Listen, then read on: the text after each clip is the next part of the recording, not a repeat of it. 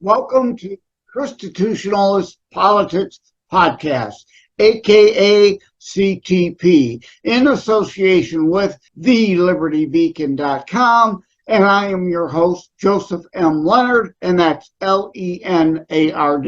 CTP is your no muss, no fuss, just me, you, and occasional guest type podcast. I really appreciate you tuning in. As Graham Norton would say, let's get on with the show. Hello, everybody. Welcome to the show today. Kevin McGary, not to be confused with a McMeal at the McDonald's. My audience knows I can never pass on the lame front puns. Yeah. Welcome to the show, Kevin. First, let's start with the nitty-gritty on who you are, you're born, raised, and all that kind of good stuff. Good. Yeah. So I was born in the 1960s and the Hunters Point projects in San Francisco. And so if anybody knows about Hunters Point in the 1960s, it was where the Black Panther Party had their headquarters, right? So I was born there, inner city upbringing. So I was a hoodlum and did, all the basic things that your inner city, Black youth would do. So I was in that kind of a realm. Went to a public school there.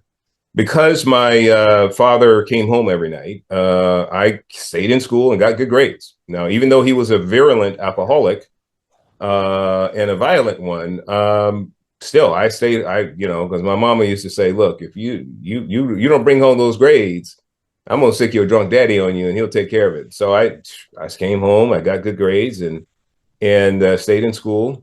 At the end of my high school, because I had good grades, I decided, well, I'll go to college. I didn't really have a map for doing that, but I was like, okay, well, I'll just go to college. I went to San Jose State, I received a sociology degree. Okay, so I got a sociology degree. So I'm steeped in abject poverty, urban living, Marxism by way of the sociology degree and everything else. So I get it all. I mean, this is kind of full circle. So I wasn't born with a silver spoon. I wasn't, encouraged to become conservative or Republican. I wasn't encouraged to think I've been through it. I see it. I got it. So when I met the love of my life, my wife of 37 years now, we decided we want to live strictly biblically. What that meant for us is to put everything, every domain of life at the cross, right? Overlay it with the kingdom ideology, right? So when we did that, we took a look at how we were voting, and it didn't match up. We couldn't make it fit. It was like, and so the reality was, we said, no, we got to do something differently here because this is not working. And so from Reagan's second term forward, we've been voting conservatively and on that side. Now, people would say, well, you're just a diehard Republican. No, I'm not. I'm not ideologically diehard anything other than a Godlican or a Christocrat. I'm a diehard ideology of the kingdom. That's what it is. So no one came to us and said, look, you need to be a Republican. No one preached to us about being a conservative. The fact is we took a look at it and it didn't fit. So we're very practical, pragmatic, principled people. And for us, it was like, this makes no sense. Everything the Democrats stood for that we've been voting for all these years is actually harming, the Black community and communities that we care about. So why would we continue to vote that? It's harming our faith foundations. It's harming the Black community. That makes no sense. It's ridiculous. So we made that change.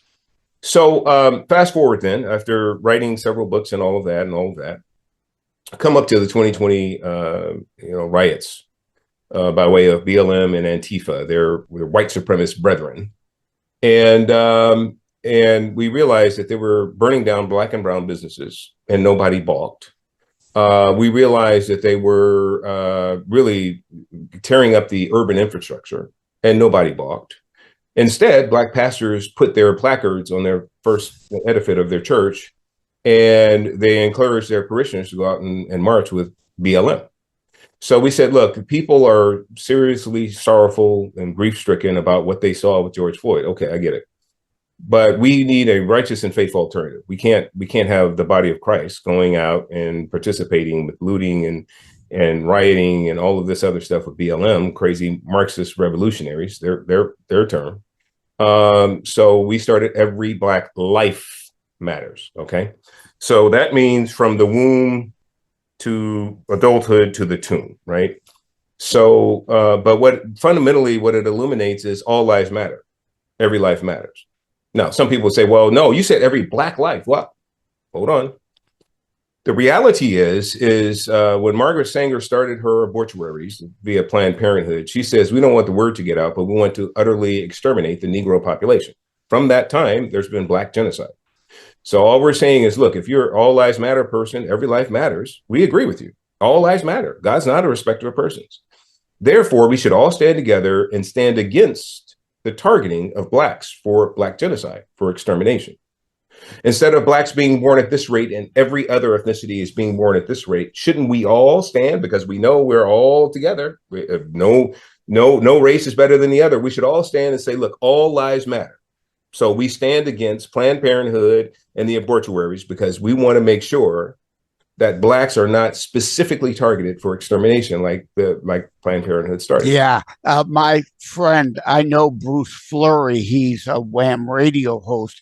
He's the author of The Negro Project, all about Margaret Sanger and that the extermination of the human weeds, as she called Negroes then. And I like you channeled me before I created the show. ChrisitiTutionalist, you said Christocrat, then you realized your voting wasn't matching what you were getting, wasn't matching your principles, so you kind of became a Christican then, I guess. Yeah. Right. But I also got to say about your mother, I was like, she had her own version of I can't talk. Scared straight. She wasn't going to sick the cops on you. She was going to sick daddy on you. My drunk daddy, yeah. Now, at that time, he's a solid man, wonderful businessman in San Francisco, multiple apartment buildings and all that. He's done well for himself. But and they've been married 64 years, and they're a wonderful story together. But so that's the life story and backstory, and that's why we started Every Black Life Matters. And basically, we're just saying, look, every Black life matters too. TOO. Exactly. So let's stop targeting Blacks for extermination. Let's stop targeting Blacks for not giving us school choice, parental choice. Basically handcuffing Black and brown communities to the public school system. Let's stop targeting Blacks to take the fathers out of the home. Let's stop targeting Blacks to, for brainwashing around Marxism and communism. Blacks are, every Black life matters too. So can we do the same way everybody else is being taught? Can we give an opportunity for life the same way everybody else is given life? Can we be encouraged to be fathers to our homes the same way everybody else is? That's what we're saying. Right. Not every Black life matters, and only you're saying all lives matter. But indeed, ever since the Democrats with the KKK, ARTS, lost the Civil War, they wanted to find a new way to continue to control the Black population. As Candace Owens says, it's now just a new economic plantation. It's still a plantation. They still feel like they own the Black population. And unfortunately, like after the Civil War, the first Blacks elected to office were Republican because, of course, Abraham Lincoln and the abolitionists, yes, some abolitionist Democrats too, but mostly the Republican Party, which was founded on abolitionism. And Bruce Fleury, that I mentioned, also has a conservative Black co-host, the main host, Phil Stargell. It's called the Abolitionist Roundtable, 9 a.m. Saturdays on Wham Radio. If you can tune in whamradio.com, you can listen 9 o'clock Saturdays. The GOP was founded as an abolitionist party, and yes, indeed, certainly not all Democrats were against abolitionism, but I mean, people don't know that the first Black slave was held by a Black free man. Anderson, I think was his name, he actually went to court for his right to extend the slavery beyond the indentured service contract. But yes, it seems today's Democrats still have that slave plantation mentality. Yes. Segregation. They're peddling segregation again. Black only dorms, black only graduations. That's not diversity, inclusion, and equity. We call it DIE, D-I-E, because it's about killing Western culture. I take it you agree with that. Absolutely. Actually, I wrote a book on it. DEI in 3D. So basically, helping you, 3D obviously is in-depth view, right? So this takes a non-political, non-ideological look at what DEI is, where it comes from, why it's here, all of that, and it helps give you perspective on what DEI is. So that's the book I wrote. Yeah, that's great. On Amazon, and I encourage anybody to read, because it basically fully exposes DEI for what it is. But you can read it, and you'll come to, if you're a logical thinker and a practical thinker, at the end of it, you'll understand that DEI is a communist plot to overtake corporate America. I'm glad you said that. I was going to mention, yeah, it's just an extension of cultural Marxism. It's like we are the most diverse nation on this planet. E pluribus unum, from many one. You and I are equal, are supposed to be equal under the law. Equity is yet another cultural Marxist bullshit argument. Right. But yeah, we are supposed to be indeed equals under the law. And inclusion, we are the most inclusive nation on the planet. We are indeed a nation of legal immigrants from many one, again, from all over the planet, the most diverse and inclusive on the nation. And I talk about Tom McDonald. He's a white Canadian rapper living in the U.S. now, but he wears his blonde, he's blonde, white guy, blue eyes. He wears his blonde hair and dreadlocks. And he mentions in a song, no, this ain't cultural appropriation. I'm paying homage. It's a problem when he does it, but if Beyonce, when she dyes her hair blonde, she's brave. That's not white appropriation. That's brave of her. Speak to that nonsense. Well, basically, they're trying to own and control all of the arguments around race. Now, we have to understand that race is a social construct. It literally, we've only had that distinction for about 250, 260 years. So I don't know if you want me to go into the background of how we got here, but fundamentally, there was a guy by the name of Johann Friedrich Blumenbach. In 1770s, late 1770s, who just did race classifications, but they were based upon the major continents that had population. So he did 5 people groups. He said, okay, Mongolians are the sort of East Asian, Native Americans would be sort of, what we call America now. Africa was called the Ethiopian race. And then Europeans were called Caucasian. So there were five basic classifications. Had nothing to do with skin color, had nothing to do with ethnicity. It was basically geography. Okay. So he said, look, these are 5 basic classifications. Then after him, a man who had the exact same pedigree as Johann Friedrich. The other thing that Blumenbach says, look, I've done the cranial evaluations of all of these ethnicities. He says, blacks have no intellectual or cognitive deficiencies compared to any other ethnicity in these race classifications. So fast forward 1835 or so, we get Charles Darwin.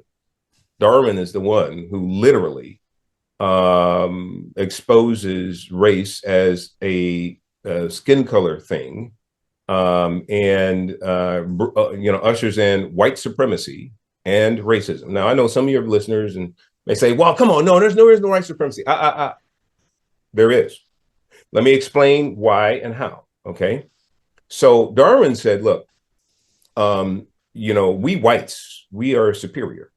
We're the cat's meow. We were the first to have fully evolved.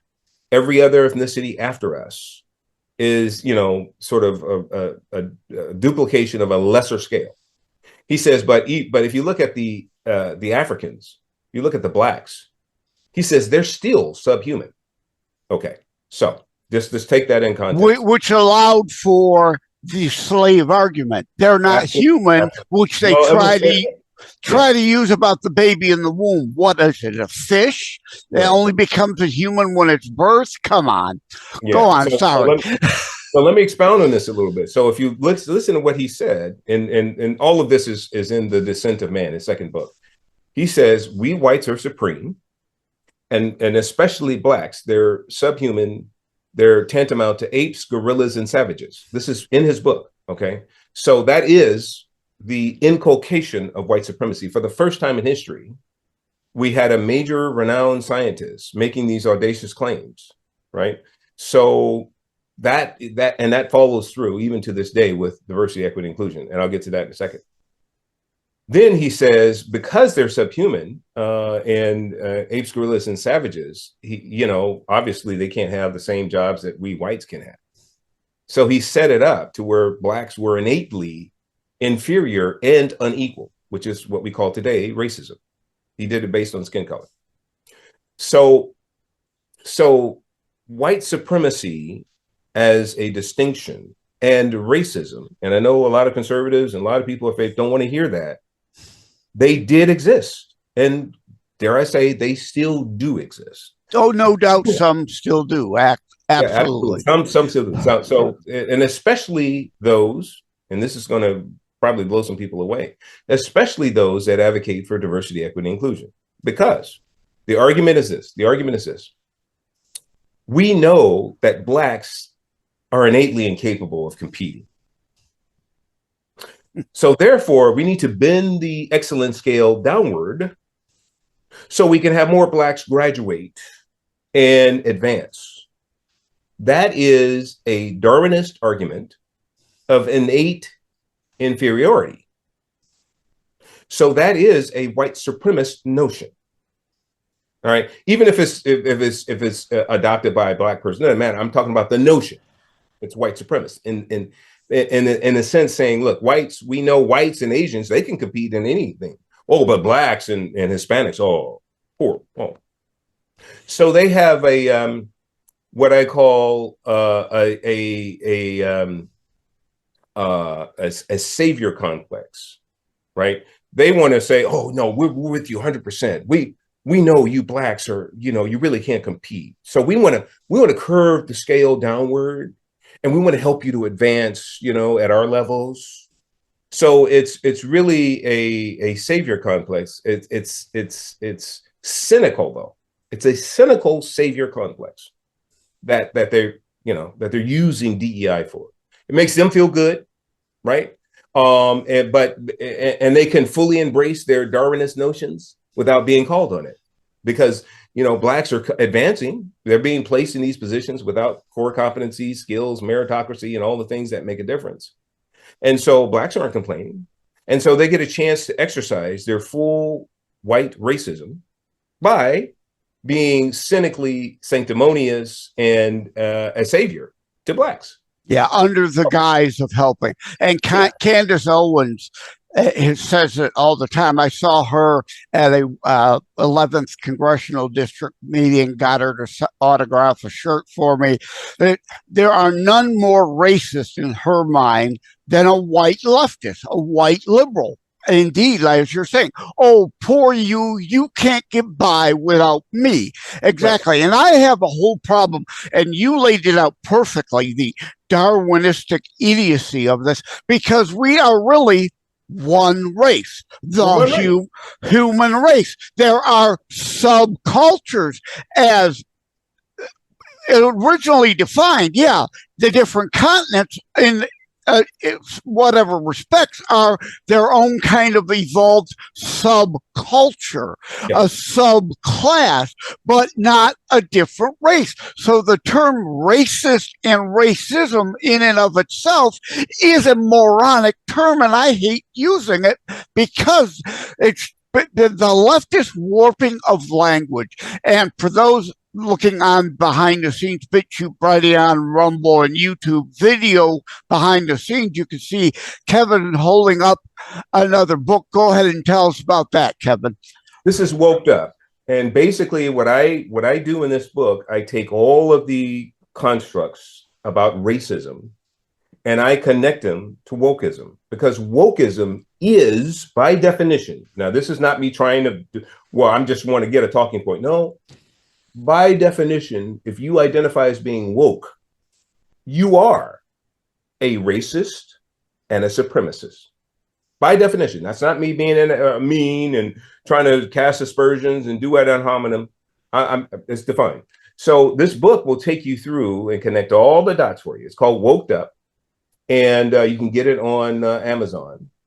And of course, I'm the author, Woked Up, Kevin McGary. But the subtitle is Finally Putting an Axe to the Taproot of White Supremacy and Racism in America.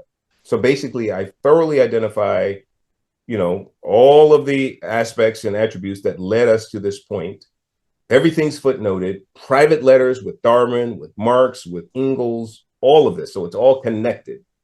And so you'll get a healthy dose of reality about wokeism, where it comes from. And yeah.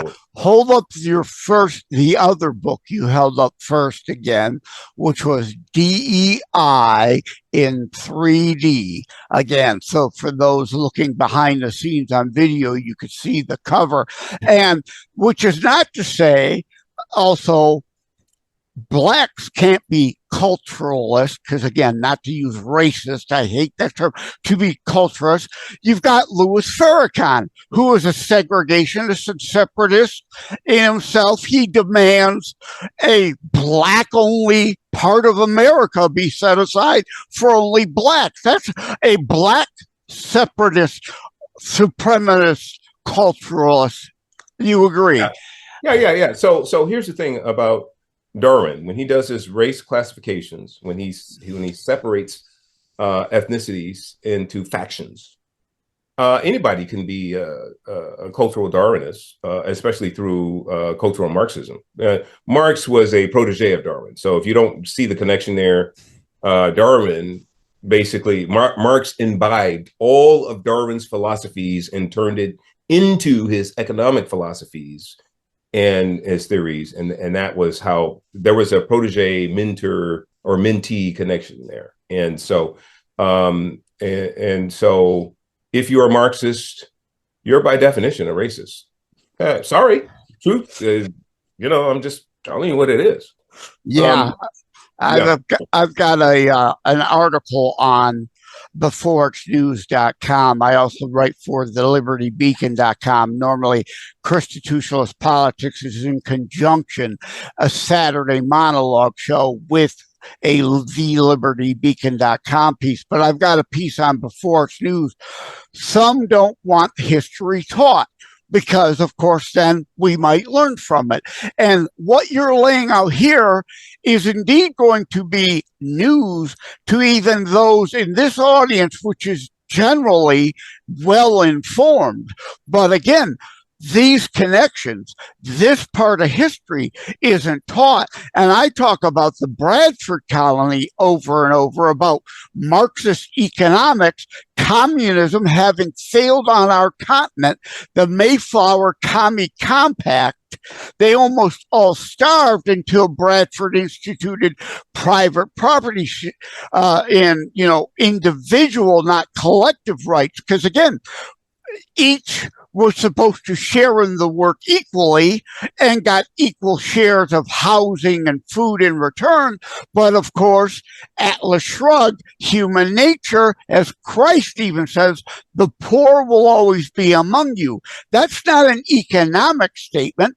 That's a human nature statement. And more people get lazy if they're going to get equity, that damn term, right? And sooner or later, there's too many in the cart to be pulled by those trying to pull it. So communism failed on our continent long before Marx. But again, unfortunately, our schools, no one knows that history, let alone the history you've spelled out today. Yeah, I mean, communism always fails because Karl Marx was an abject failure. Everything he touched turned to crap. No wonder why we have these abject failures in the White House right now, and they're doing all this Marxist stuff, and everything they touch, everything they attempt to do turns to crap. Kamala is a diehard commie. Okay, so everything that she touches, if she gets somehow an opportunity to be in the White House, and it may come sooner rather than later, Biden, steps aside and just lets her take that title right now. Everything she touches turns to crap. So, and it's just the way the ideology works, because Karl Marx didn't have a job. He didn't hold the job in his entire life. I mean, he had these little side hustles and things that he did, but nothing substantive that was actually providing for his family. So he was a mooch off his parents. Literally, they supported him his entire life, him and his 7 kids. All right. So and then if there was such a thing as pioneering sex slavery, that would be Karl Marx in the modern day. He's a modern day pioneer of sex slavery, because he literally had a homekeeper that was supposed to just clean his home and all that, help him keep the place clean, who was his housekeeper, but he took her on as a paramour, and he had illicit, adulterous sex with her, throughout the 10 years that she served him, and he begat a child with her. Now, so you have a loathsome guy who never had a job, who mooches off his parents, and is a serial adulterer. And he never paid her, even though she was officially his housekeeper. He didn't pay her a plug nickel the entire decade or so that she worked, slaved for him and his family. So that's the ideology of a person like that, is what we want to follow? Excuse me? He's the quintessential leftist of today, especially a leftist leader, like you said, a mooch. Like the leftist leaders never really working a real job. They want the government check over and over and fail their way up the ladder. And one of the hashtags I have for Kamala is Kamela, Kamele, because indeed it will be an extinction level event if she gets elected. If you think Bidenomics are bad, wait till communomics is instituted by Harris. And AWOLs, oh my God, he's probably even more Marxist than she is. It's having honeymooned in China. I mean, he's a Maoist. Died in the war. And they're both bought and paid for by the CCP. So we thought Biden was bad with CCP. We got Waltz and Harris. They're fully paid for. So here's the precipice that we're on. If she gets in office, and I don't think that people will vote to put her in office, but you know how they do the backdoor shenanigans. Yeah. If she gets in office, we are going to have our financial crisis and be put under this digital currency in a very short order. All the banks are ready. They've already tested it. Joe Biden, in his executive order 14067 a year and a half ago, made the mandate that we're going to have central bank digital currency. And so the banks came up the end of last year and said, okay, we're ready. We've tested it. The platforms are ready. And he says, okay, just stand by. The next financial crisis, we're going to implement this. Yeah. So this is happening under, if Kamala were to get in office, we will go through that transition, which means we'll fall under the global order. The World Economic Forum, the Great Reset will automatically be under that order. And then folks like us, we won't be able to buy, sell, trade, do anything. It'll be throttled. Literal mark of the beast through the digital currency. Yeah. They want the digital currency. I say all the time, people who love Bitcoin, you're helping the New World Order create the digital society, the cashless society. You're helping usher it in. They think, oh, it's decentral. No, government always co-ops and takes over things. And yeah, they will know everything you do, every transaction, be able to tax every single transaction. I like to keep my shows around 30 minutes to make sure people, it's not too long so people don't decide to not tune in and listen. So let's wrap it up. How did you and Neil Mammon come together? Because I know he's part of the organization. Good question. Yeah, it was actually Neil's wife, Anna, who said, look, you and Kevin should do something as an alternative to BLM. And then Neil came to me and we talked about it and we said, yeah, we should, because it's just too much, crazy out there right now. So that's how we got started. But I've known Neil for over a decade. I have a large house here in the Bay Area and I do fundraisers and have had fundraisers. And he came to one of my fundraisers many, many years ago. I think it was either a Rand Paul fundraiser or maybe a Tim Scott. Could have been Alan West. I don't know. Multiple people have come through here, and we've been fast friends ever since. And so we've been working together with Every Black Life Matters for the past 4 years, and we're excited to go forward and be that standard bearer of truth and righteousness and faith for all people, but especially we want to get Black folks to have an alternative way of viewing things, and that's why. Yeah. It's important that we're here. Our website is everyblm.com. Please go to the website, everyblm.com. And that will, of course, be in the show notes. I was hoping to have you and Neil on together on the same show. We weren't able to get that to work. I will be talking to Neil another time. And, of course, I'll ask him about you. So okay. I knew Neil, or I don't know him IRL, but I came across Neil through his Jesus is Involved in Politics, Why Aren't You book. Fantastic book. So I will be talking to him, of course, about that book when we talk. And I introduced him, Ed Bondarenka of Your American Heritage at Wham to Neil, yep. And he's been on Wham Radio a couple times. So yep. Thank you, Kevin. Again, not a McMeal from McDonald's. McGary. It's Mick, McGary, not McGary. McGary. Thank you so much for coming on ChrisitiTutionalist Politics. Greatly appreciate you stopping by. We appreciate you. Thank you, sir. Thank you for having tuned in for ChrisitiTutionalist Politics Show. If you haven't already, please check out my primary internationally available book, Terror Strikes, coming soon to a city near you. Available anywhere books are sold. If you have locally run bookstores still near you, they can order it for you, or autographed copies are available online direct from me via terrorstrikes.info/shop. Be sure to check out more about today's discussion at thelibertybeacon.com, where my articles drop every Saturday. And let me remind, over time, the fancy high production items will come. But for now, for starters, it's just you as a very appreciated listener by me. All substance, no fluff. No fancy high production intro or inserts, at least yet, just straight to key discussion points.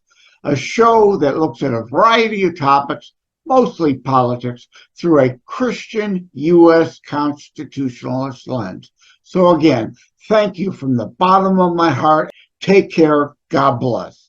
Like and subscribe to ChrisitiTutionalist Politics Podcast and share episodes. We need your help to grow the show.